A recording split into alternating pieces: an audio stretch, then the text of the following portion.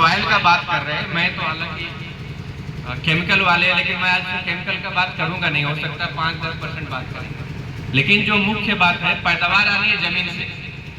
कुछ चीजें मैं आपको दिखाना चाहता हूँ, शायद ये समझ में आ गया तो आपको काफी चीजें क्लियर हो जाएंगी। आप उधर ही बीच में रखो, मैं जो बोलूँगा उस पर हाथ लगा देना, पीछे स्टैंड पर रखो। ये जमीन का एक कंपोजिशन होता है, जमीन बनती कैसे है ये दिखाने का हम लोगों ने कोशिश किया, जिसमें से देखेंगे तो 25% हिस्सा इसका वायु का रहता है जमीन के अंदर, 25% हिस्सा पानी का रहता है, 45% जो आपका हिस्सा रहता है वो मिनरल्स का रहता है। मिनरल्स मतलब जिससे सॉइल का टेक्सचर स्ट्रक्चर बनता है। आप बोलते हैं बलुई भूमि है ना, चिकनी भूमि है ना, बलुई दोमट है, वो 45% हिस्सा रहता है।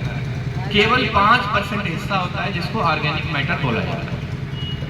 तो जमीन पैदावार देगी ना देगी, ये 5% डिसाइड करता है। अब कैसे करता है, तो 5% को तोड़ा जाए, क्योंकि ऊपर तो आप बहुत कुछ कर नहीं सकते, वातावरण से मिलता है अपने, जिसकी जमीन जिस एरिया की जैसी होगी वैसी होगी। लेकिन ये 5% हिस्से में करेंगे तो 3 कंपोनेंट आते हैं अपने को।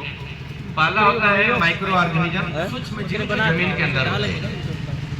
दूसरे होते हैं ना जो आपके खेती करते हैं तो उसका रेजिड्यू निकलता है, पत्ते होते हैं, जड़ होते हैं, तने होते हैं, जो सड़ जड़ के जमीन के अंदर चले जाते हैं।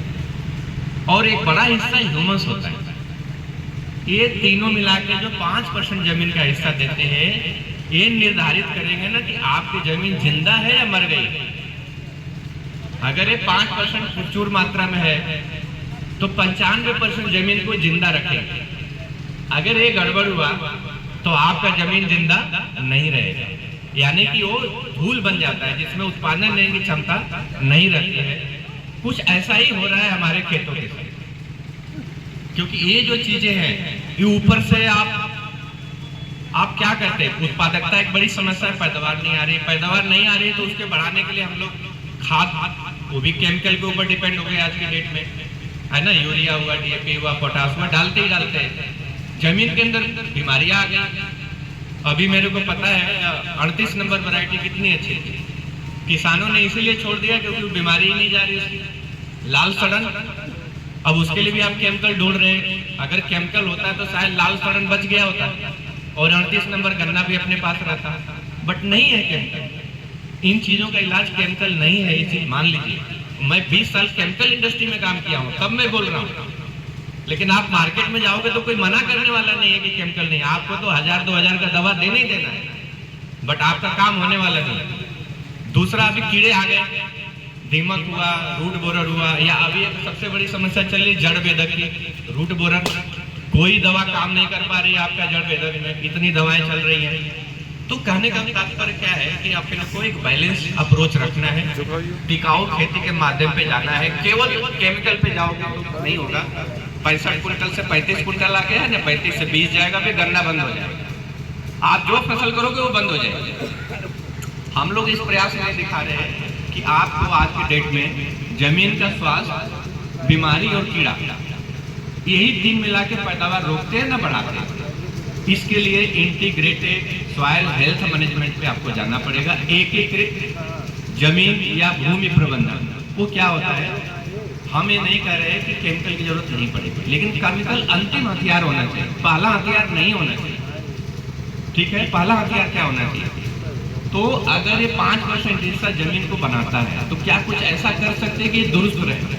ये 5% दुरुस्त रहेगा। सूक्ष्म जीव, अब ये सूक्ष्म जीव जमीन में पहले होते थे जब आप गोबर की खाद डालते थे, हरा खाद डालते थे, ये जमीन में रहते थे, ऊपर से देने की जरूरत नहीं होता था। बट धीरे धीरे क्या हुआ कि बंद हो गया, पशु बंद हो गए, गोबर खाद हुआ, टाइम भी किसान के पास नहीं कि सब डाले। इस वजह से सूक्ष्म जीव चले गए, ऑर्गेनिक मैटर चला गया, ह्यूमस चला गया। ह्यूमस गोबर की खाद से मिलता था।